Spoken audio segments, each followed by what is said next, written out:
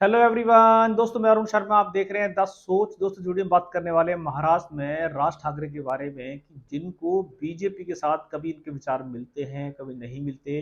देखा जाए तो वो पहले भी उन्होंने कुंभ पे बहुत सारे विवादित बयान दिए थे। अब देखा जाए तो उन्होंने दोबारा से एक फंक्शन के दौरान सिंदूर ऑपरेशन में जितनी भारत सरकार, जितने भी देश ने मेहनत की, वो सब पे पानी फेरते नजर आए।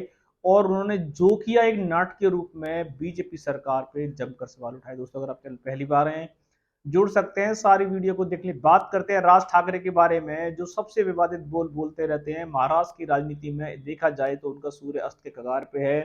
महाराष्ट्र के विधानसभा चुनाव में 0 बटा सन्नाटा रहे, एक सीट तक नहीं जीत पाए, अपने पुत्र को भी नहीं जिता पाए और पूरी पार्टी का सूतड़ा साफ करवा के बैठ गए। पर घमंड उनका आज भी सातवें आसमान पे है। बीजेपी के साथ कभी वो कंधा मिलाते हैं, कभी बीजेपी को उंगली दिखाते हैं। आज वो देखा जाए सिंदूर ऑपरेशन को लेके भी उन्होंने बीजेपी सरकार पे बहुत सारे हमले बोले थे। उन्होंने कहा था कि वो पाकिस्तान पे हमले करने के फेवर में नहीं है।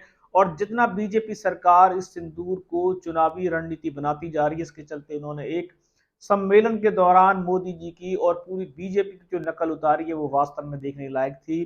राज ठाकरे बीजेपी को दोहरा चेहरा दिखाते हैं। कभी तो उनके बीजेपी में दाल गल जाती है, कभी नहीं गलती है। पर देश के मामलों से भी उनको कोई शर्म नहीं आती। कुंभ के जल को भी, गंगा के जल को भी उन्होंने गंदा जल बताया था और औरत जैसे नहाती थी वहां पे महिलाओं की भी नकल उतार उतार के उन्होंने एक वीडियो बनाई थी।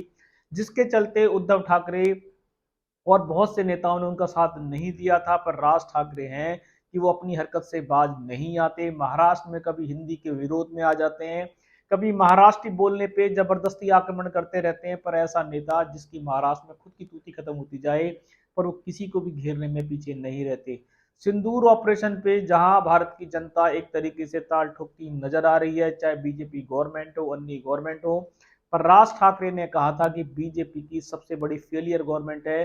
पाकिस्तान पे हमला करना कोई विकल्प नहीं हो सकता। उसके चलते पहले उनको पहलगांव में ये आतंकीवाद कैसे पहुंच गए, वहां पे इंटेलिजेंस जो फेलियर थी उस पे काम करने की जरूरत थी। उन्होंने भारत सरकार, मोदी सरकार को बहुत सारे बवाल बना दिए।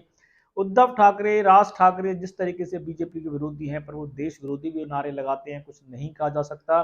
अब राज ठाकरे का ये बयान मजाकिया रूप से किस तरीके से जनता को दिखाया गया, क्या राज ठाकरे किसी भी भारत सरकार की कार्रवाई को ऐसे ही जोकिया तरीके से सम्मेलनों में दिखाते रहेंगे? क्या राज ठाकरे एक आने वाले समय में जोकर राजनेता बनने के कगार पे हैं?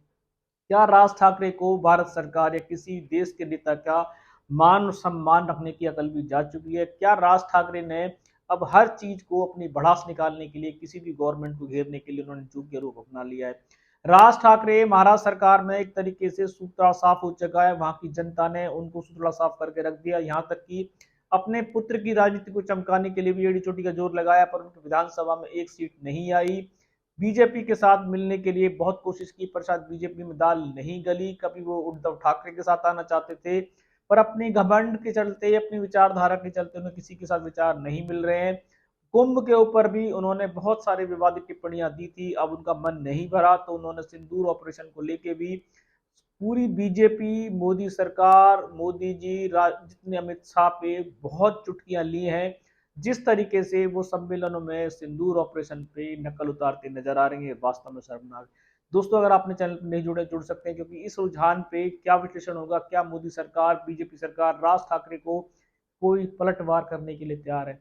समय से पहले बताएंगे। अगर आप चैनल पर नहीं जुड़े, आने वाली सभी, मैं अरुण शर्मा मिलूंगा नई सोच के साथ। अपना ध्यान रखें। नमस्कार।